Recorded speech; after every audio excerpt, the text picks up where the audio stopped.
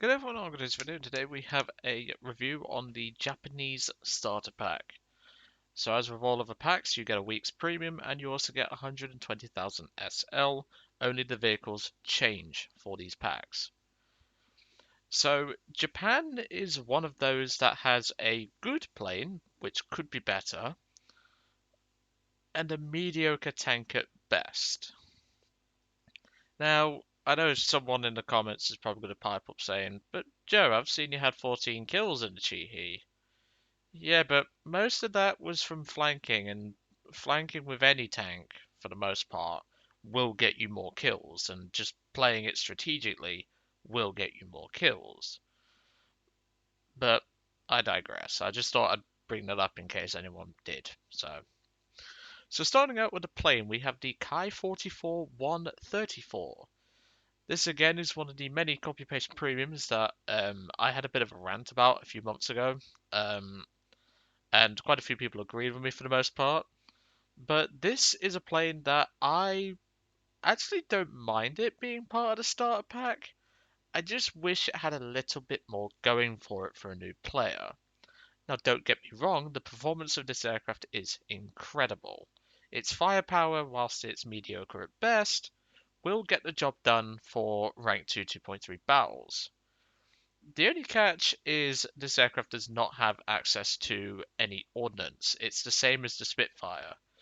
It's a situation of where you've got a good plane, but you've got no ordnance, and that is what's limiting. With it being Japanese as well, it is extremely fragile, and as a result, you do kind of have to take that into consideration when it comes to ground RP and the amount of tracer and anti-aircraft fire that comes up. Of course, I'm not going to knock the Kai 44 as much as it has the performance and climb to make up for that compared to the Spitfire, but the Spitfire is better at anti-cast because it turns better. But even so. Now, this aircraft does have more, shall we say, capability than the Spitfire in the long run due to its higher climb rate, but at the same time, it still has no ordnance, and the guns are, well, the 50 cals are okay, but they're not that good against ground targets, unfortunately. If I was to personally suggest a replacement for it, that's actually quite difficult.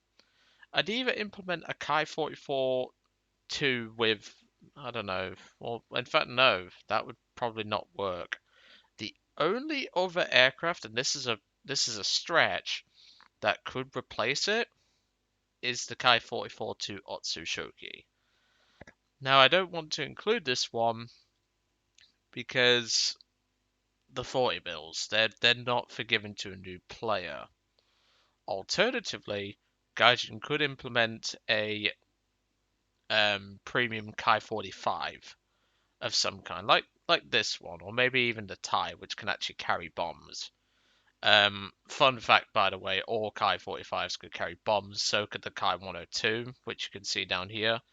Um, these could all carry bombs, but so far in the game, only the Kai 45 can carry them. And I just think if you was to do something like that, maybe something twin-engined, it would make this pack stand out a little bit more compared to the other packs, and that's just how I see it. But when it comes to suggesting a better plane, that's really the only options I have. Either put in the Otsu Shoki or put in a premium Kai 45 which can carry bombs. And that I think would work better for the new player and would also help this pack stand out a little bit more.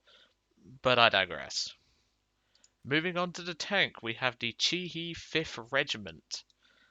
And this is a bit of a disappointment.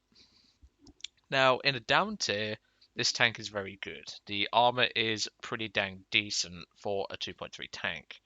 Being 50mm of front armor like the Panzer IV F1, if you're in a down tier, there is a lot of stuff that can't actually penetrate you. And with the Chihi's turret design being so unorthodox but also quite good with its armor arrangement, you can actually bounce a lot of stuff being hulled down in this tank. The catch is with the up tiers, and it's a big catch. Even 2.7 matches are going to be a struggle. Now, why is that?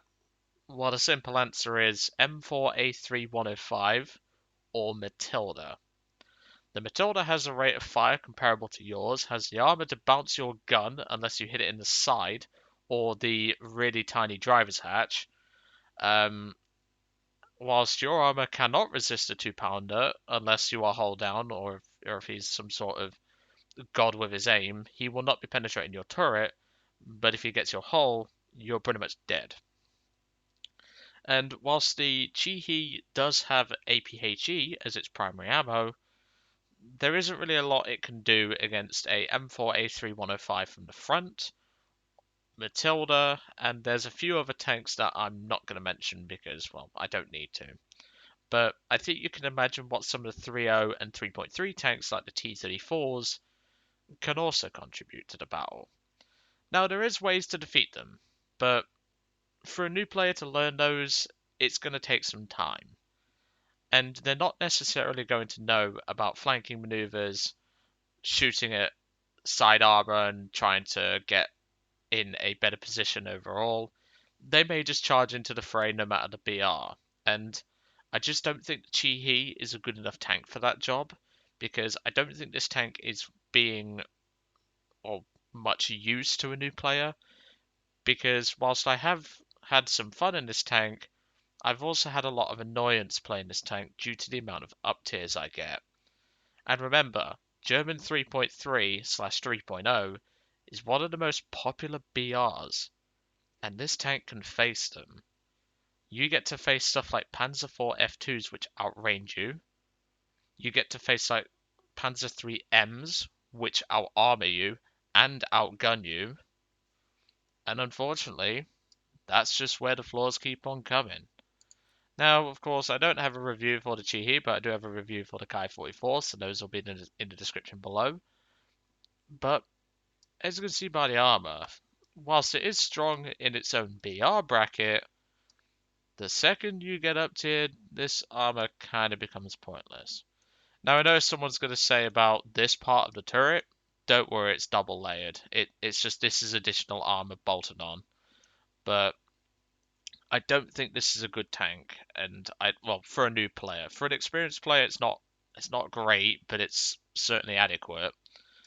But I just don't think this tank should be for a new player. If I was to personally suggest a change, my only real suggestion would be either a premium Chiha Kai, which won't really up things any further, but then of course the Kai 44, if you choose to use that, will up tier it anyway. Maybe a premium Honi, maybe the Honi 2 with its, I think it had a 105, which would be something unique for the pack, but of course being a tank destroyer, it's not very forgiving to new players. And that's really it. There isn't really much you can implement that makes this any better for a new player.